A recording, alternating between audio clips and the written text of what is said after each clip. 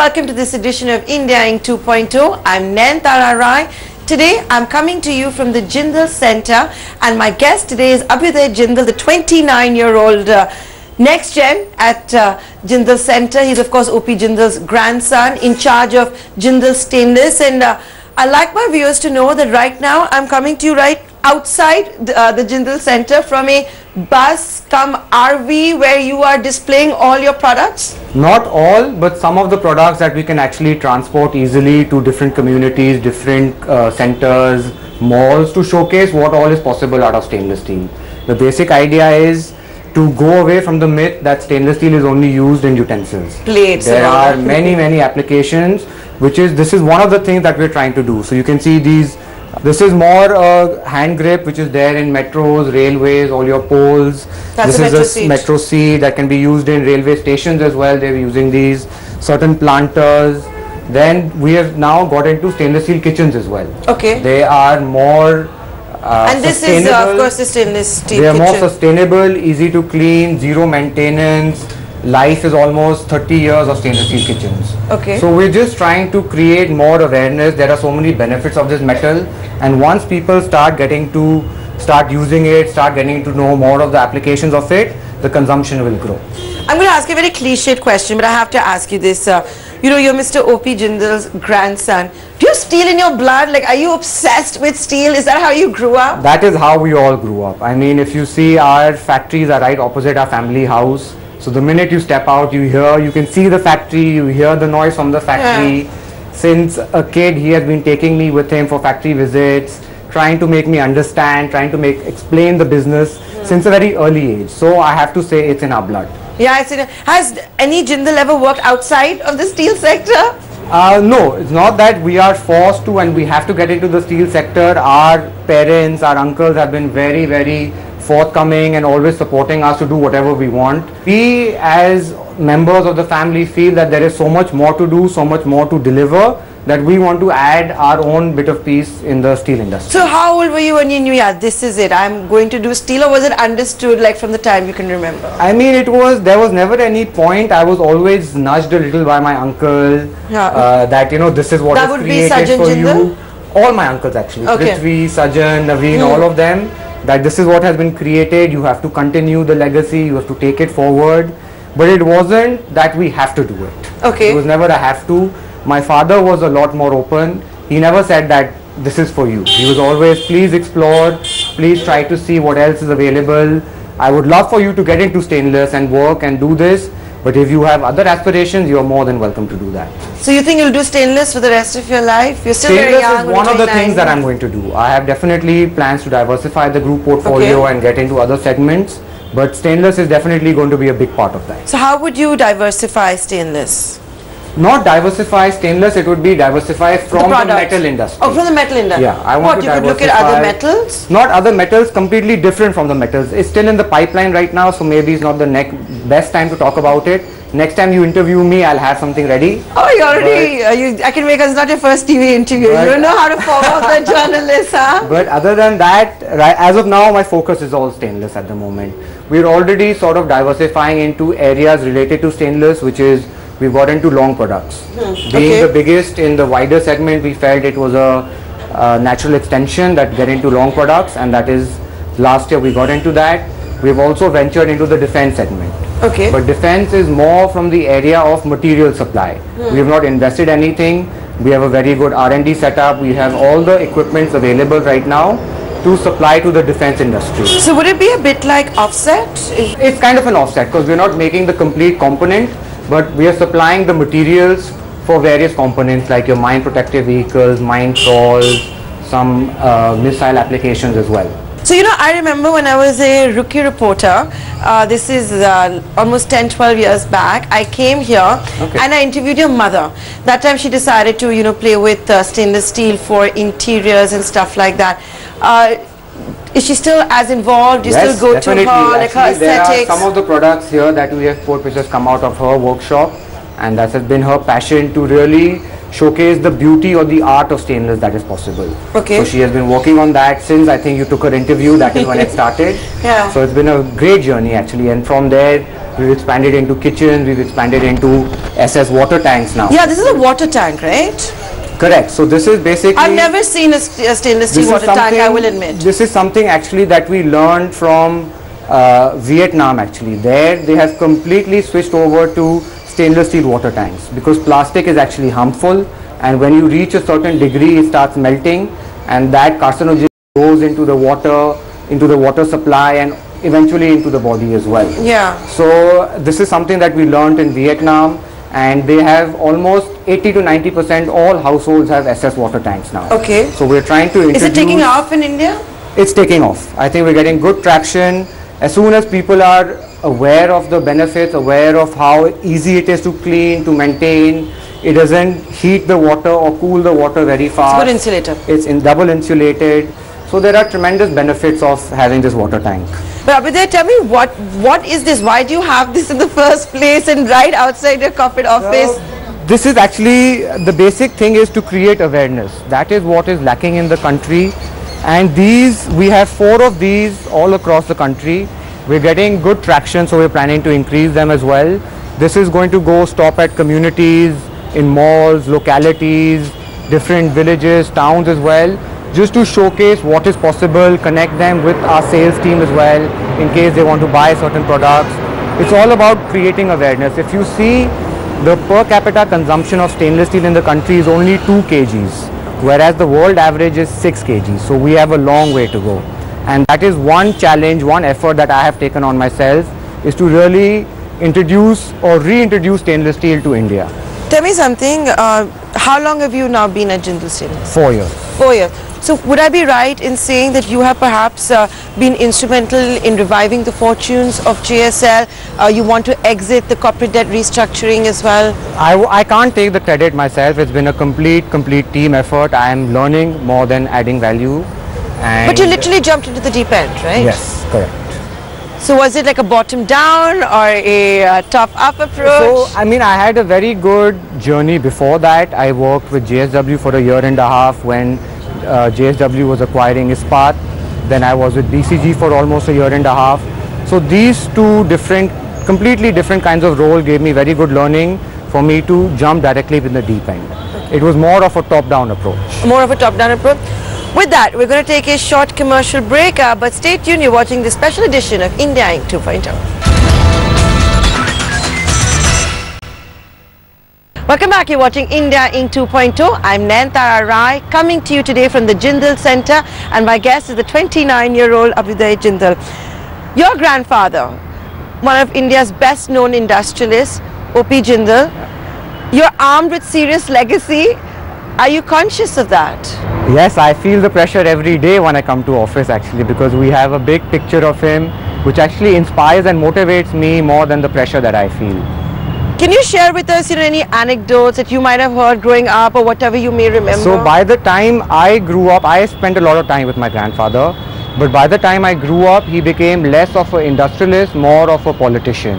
So, but he would still take me whenever he would go on his factory visits. I was always there. He didn't take you to rallies? He didn't. He took me to rallies as well actually, but rallies there were so many people and it was just, everyone was trying to get some face time with him. So there was never any point in me really accompanying him there, but factories I always went. One anecdote which my grandmother always shared with me was that our factory is right opposite the house in Hisar. So any point of time at night, there you could always hear a clanking from the factory. Okay. At any point of the night, if it stopped, my grandfather would immediately wake up and he would be going to the factory. And my grandmother would always say that there are people here for that, and there is, a full team responsible for all these things.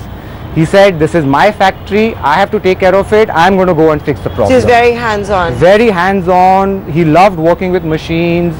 He always took care of his people. That is something that has flowed through his children and flowed into us as well. That always take care of your people. That is the heart of the factory. That is the heart of the business. If they are happy, they will work for you and the factory is going to do well. Yeah. So that is the same philosophy that my uncle, my father has portrayed. Same thing that I am trying to replicate as well. And what other anecdotes does your grandmother share? Whatever you remember. I mean, one thing which me and my grandfather connected on, which is quite funny actually, is on wrestling.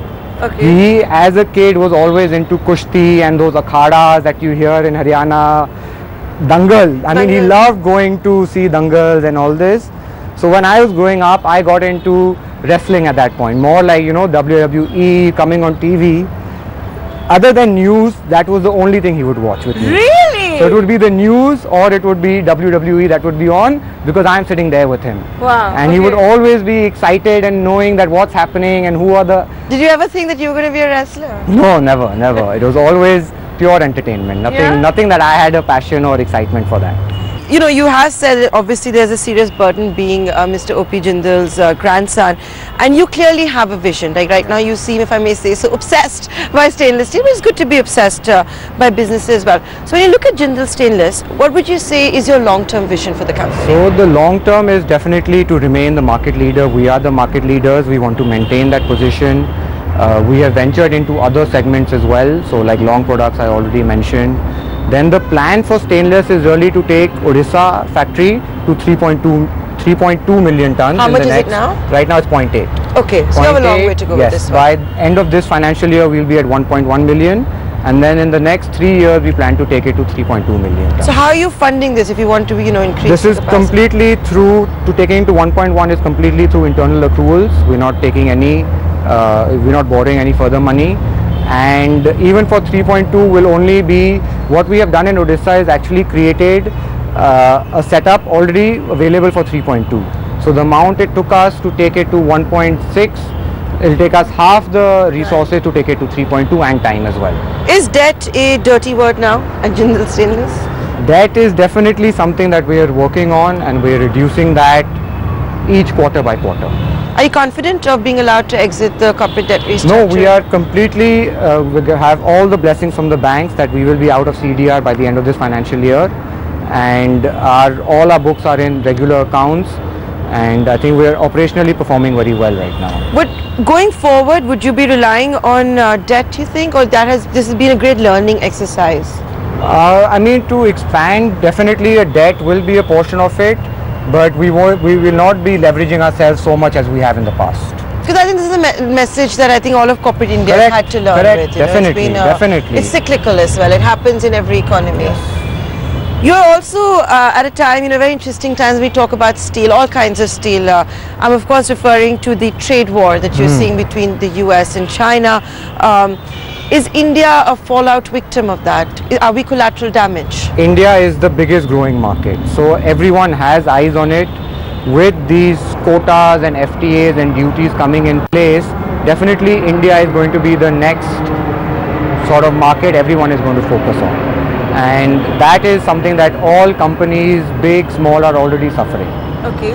And if you see that there's some talk of regional cooperation and all as well in Asia. That is very, very dangerous for a country like India. Really? Because we don't have the same level playing field as the other countries. And if we get, just to give you an example, there is a duty on raw material which is not present in the country. So like nickel, ferro-nickel, stainless steel scrap has a 2.5% duty, and there is no nickel present or produced in the country. Whereas in China and other countries there is no duty for these raw materials. So as producers we are already at a back step because our raw material input cost is increasing. Okay. So factors like these, then your environmental clearances, land acquisition, these other issues crop up. I know we got an anti-dumping duty recently, but that was also after, you know, it's better late than never, but Correct. You know, it came very late. It came late. There's time it takes for investigation as well, so that time industry is suffering. What has started happening is that the small manufacturers are actually shutting shop and they're getting into trading. Yeah. So countries losing more revenue, they're losing employment. So this whole RCEP, FTAs are quite dangerous for the country.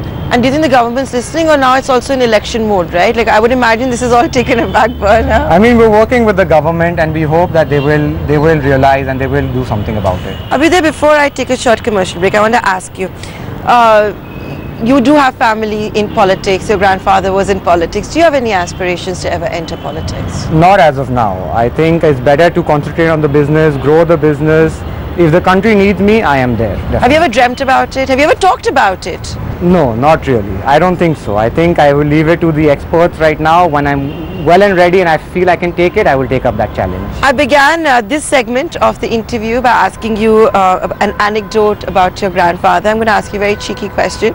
Did he have any favorite grandchild? No, he that way never showed any favorites. We never knew what was really in his mind. But I actually spent the most time with him. So Okay. I don't know, I can't say who was his favorite, but I did spend a lot of time with him. And with that, I'm going to take a short commercial break. Stay tuned. You're watching the special edition of India Inc. 2.0. Welcome back. You're watching India Inc. 2.0 with me, Nayantara Rai. I am at the Jindal Center. My guest today is Abhyuday Jindal. So this is the family headquarter office. How many Jindal companies are here? 3 Jindal companies. 3 Jindal companies?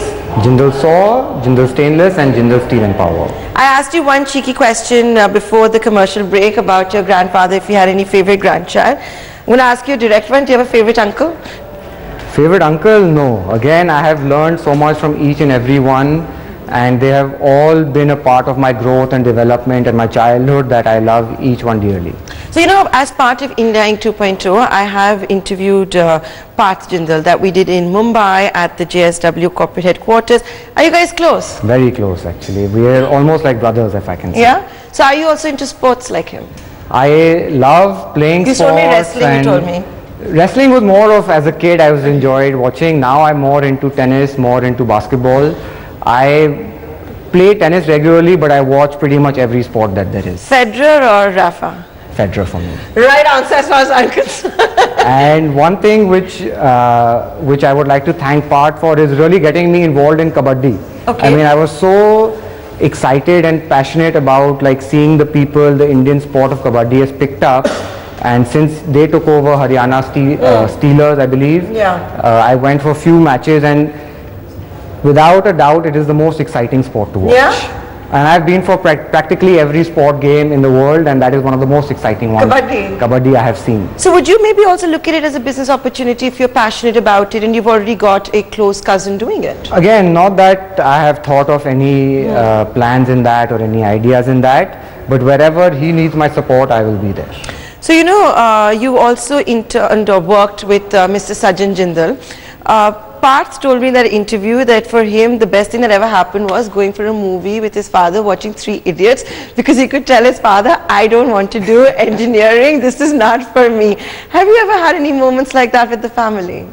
I mean, same for me actually. I also did apply as an engineer. So after discussing with my father, after discussing with my uncles, it was decided that it's better to go into economics and business management, and we can always we can always learn about the machines once we are back in the factory. And is that how you did it, and do you think it was the right decision now? I think it was the right decision, definitely. I mean, being an engineer does help and does support, and that is one thing that I saw from Sajanji while working with him, that he could really get into the details of what is creating the machines and what is really adding value there.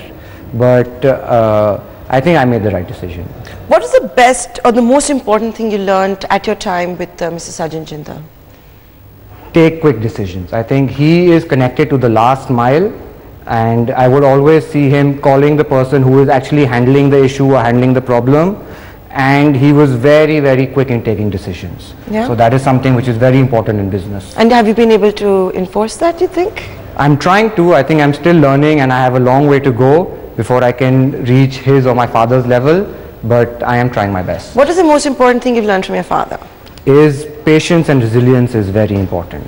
I mean, that is one thing that no matter how tough the times are or what you are, the company is doing well or not, you have to show the resilience. You cannot get worked up, you cannot lose hope. That is something that I learned from my father, and he's a great motivator as well. How often do you go to the family home in Hisar?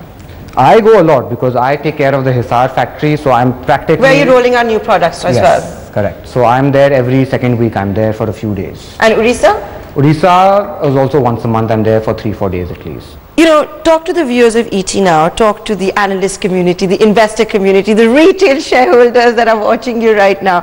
What's the big message you can give them as far as Jindal Stainless goes? So I mean, the biggest news I can give is stainless is the fastest growing metal, and being the leaders, we are going to be taking care of everything. We're going to be part of the complete value chain, complete growth story.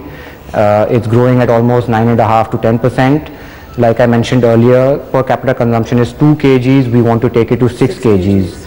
And being the leaders, we're going to be present in everything. How obsessed are you with shareholder return?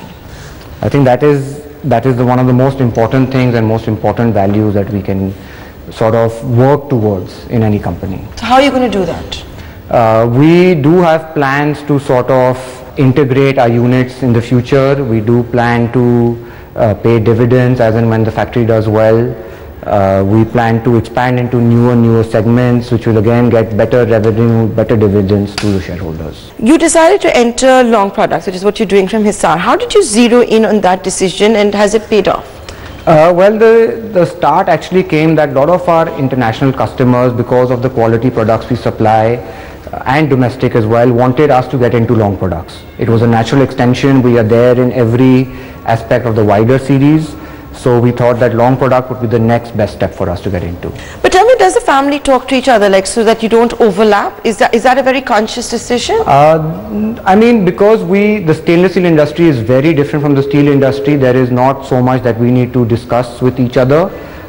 If there is any support or if there is any issue and we do need each other's help, everyone is there for us. But there's no business overlap. There is no business overlap between stainless and steel, really. Yeah.